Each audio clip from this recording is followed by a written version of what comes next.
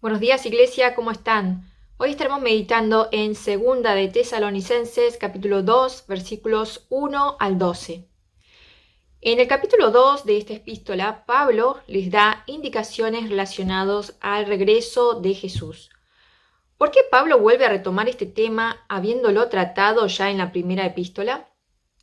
Cuando Pablo recibe noticias sobre el crecimiento espiritual de los creyentes en Tesalónica, quedó profundamente consolado, ya que estaban viviendo la persecución con fe y gozo, siendo imitadores de sus maestros Pablo, Silvano y Timoteo, según 1 de Tesalonicenses 1:6.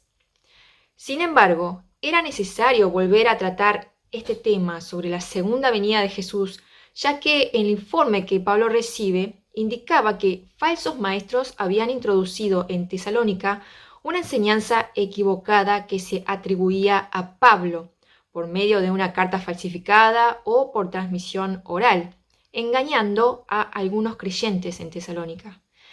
Estos creían entonces que las tribulaciones y persecuciones que sufrían eran las tribulaciones del día del Señor, es decir, que Jesús ya había vuelto. Y esto probablemente estaba asustando a algunos de los tesalonicenses, porque si hubiese sido verdad que el día del Señor había llegado, entonces quedaban dos opciones. La primera, que ellos se habían perdido del rapto, porque Pablo había dicho en 1 de Tesalonicenses 5:2 que el día del regreso del Señor llegará inesperadamente, como un ladrón en la noche. Quizás ya había sucedido, sin que ellos se dieran cuenta, entonces Jesús los habría abandonado. O la otra opción era que Pablo había enseñado de manera errónea. Entonces, Pablo ve la necesidad de hacer una segunda epístola al poco tiempo de haber enviado la primera, dando una dosis más de consejos que habría dado en la primera carta. Si ustedes ven, los temas se repiten. El de los tiempos del fin está en 1 de Tesalonicenses, capítulo 4, versículos 13 hasta el capítulo 5, versículo 11. En la segunda carta, Pablo hace una corrección respecto al informe que le llega sobre este tema con esta introducción. Versículos 1 y 2 voy a leer en NTV.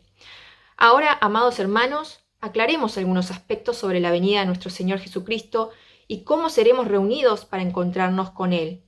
No se dejen perturbar ni se alarmen tan fácilmente por lo que dicen que el día del Señor ya ha comenzado. No les crean, ni siquiera si afirman haber tenido una visión espiritual, una revelación o haber recibido una carta supuestamente de nosotros. Luego, a partir del versículo 3 al 10, Pablo enseña sobre lo que debe pasar antes de que el Señor Jesucristo vuelva. Versículo 3. No se dejen engañar por lo que dicen, pues aquel día no vendrá hasta que haya una gran rebelión contra Dios y se dé a conocer el hombre de anarquía, aquel que trae destrucción. ¿Y cómo será este hombre de anarquía, de pecado o de iniquidad, aquel que trae destrucción? Llamado así porque es todo lo contrario a la salvación. Versículo 4. Se exaltará a sí mismo y se opondrá a todo lo que la gente llame Dios y a cada objeto de culto. Incluso se sentará en el templo de Dios y afirmará que Él mismo es Dios. Versículo 5. ¿No se acuerdan de lo que les mencioné todo esto? ¿No se acuerdan de que les mencioné todo esto cuando estuve con ustedes? Pablo les recuerda que esto se los había dicho cuando estaban con ellos, por lo que dice a continuación parece ser un resumen de aquella enseñanza muy breve y de difícil interpretación, ya que no sabemos qué es lo que Pablo les dijo en persona. Pero, siendo Pablo de origen judío, estaría familiarizado con los profetas Isaías y Daniel. Les habría hablado sobre los gobernantes que surgen del mundo y se rebelan contra Dios ya desde los tiempos antiguos, como Nabucodonosor o el rey del norte. ¿Recuerdan a Jeroboam de Primera de Reyes capítulo 12? Sí, el primer rey del norte que alejó a Israel del Señor con mentiras y falsos dioses. Estos gobernantes se exaltaban a sí mismos y Pablo habría visto en las profecías y en la historia de Israel un patrón que se repite sobre estos gobernantes, un patrón que Pablo observó también en los emperadores romanos contemporáneos a él, en Calígula y luego en Nerón. Pero estos gobernantes eran un patrón que Pablo esperaba que se repitiera en la historia. No se trataba del hombre de pecado antes de la segunda venida del Señor Jesucristo. Este hombre de iniquidad sería totalmente rebelde a Dios, como la encarnación del pecado, hijo de la destrucción, empoderado por Satanás. Según versículos 6 y 7, la obra de este hombre de pecado ya está en marcha, pero hay algo o alguien que lo detiene hasta que llegue el momento de darse a conocer. Versículo 8. Entonces, el hombre de anarquía será dado a conocer. Versículo 9. Ese hombre vendrá a hacer la obra de Satanás con poder, señales y milagros falsos. Versículo 10. Se valdrá de toda clase de mentiras malignas para engañar a los que van rumbo a la destrucción. Todo esto suena terrible, y es normal que uno sienta miedo o aflicción frente a una persona con estas descripciones, pero Pablo hace un excelente trabajo pastoral al consolar a los tesalonicenses que sienten que han sido abandonados por Jesús. Él les explica que se trata de enseñanzas erróneas y les recuerda que los creyentes no debemos temer por la segunda venida del Señor Jesús. Por el contrario, es el evento por el que todos los que creemos en Jesús esperamos con ansias, o deberíamos esperar con ansias. Es nuestra esperanza y el motivo para permanecer firmes en la fe, a pesar de las circunstancias que estemos pasando. Es interesante que Pablo también mencione que el hombre de iniquidad hará obras de Satanás con poder, señales, milagros falsos y todo tipo de engaño. Una preocupación que puede surgir a partir de esto es, ¿y si caigo en el engaño? Es verdad que no todos los milagros vienen de Dios. Satanás también tiene poder para hacer milagros sorprendentes. Si vemos la historia de Moisés, los magos y hechiceros del faraón pudieron copiar algunos milagros hechos por Moisés. Pero ese poder era usado para destruir y para apartar a la gente de Dios y traerlos a un falso Dios.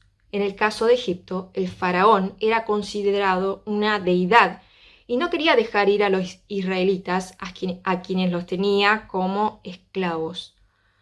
Los creyentes debemos estar atentos y ver con ojos espirituales, porque esto podría estar sucediendo con algunos líderes religiosos que dicen hablar en lenguas o hacen señales. Sin embargo, nada de lo que hacen guían a Dios, sino a la exaltación de sí mismos. Pero hermanos, no debemos tenerle miedo a estas cosas. Alguien que conoce al Señor, conoce su palabra, hace devocionales, lee la Biblia, recibe palabra de Dios en los cultos, puede dar fe de que los milagros o señales de Dios ayudan a fortalecer nuestra fe. Y es usado para ayudar, sanar, guiar a las personas al Señor Jesús. Por el otro lado, el mensaje de Pablo también nos recuerda que el Evangelio de Jesús tiene un mensaje de salvación para los que creemos en la verdad, pero un mensaje de condenación para los que no creen. Versículo 8. Entonces, el hombre de anarquía será dado a conocer, pero el Señor Jesús lo matará con el soplo de su boca y lo destruirá con el esplendor de su venida. Versículo 10.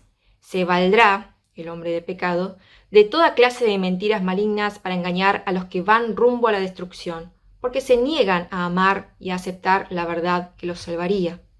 Por lo tanto, Dios hará que ellos sean engañados en gran manera y creerán esas mentiras. Entonces serán condenados por deleitarse en la maldad en lugar de creer en la verdad. Hermanos y hermanas, según el pasaje de hoy, también Primera de Tesalonicenses, capítulo 4 y 5, y especialmente por lo que dijo Jesús en Mateo 24, todo el mundo verá cuando Jesucristo vuelva victorioso a buscar a su iglesia. Será un día de júbilo para la iglesia de Cristo. Estaremos siempre con el Señor. Según Apocalipsis 21, versículo 4, Dios nos secará toda lágrima de los ojos, y no habrá más muerte, ni tristeza, ni llanto, ni dolor. Todas esas cosas ya no existirán más. Por lo tanto, ánimo iglesia, que nada del mundo nos asuste o nos haga preocupar. Imaginémonos cómo será cuando Jesús vuelva por nosotros. Al final, todo habrá valido la pena. En el día de hoy, que el Señor les fortalezca y los anime a seguir confiando en sus promesas y a esperar en Él. En el nombre de Jesús, amén.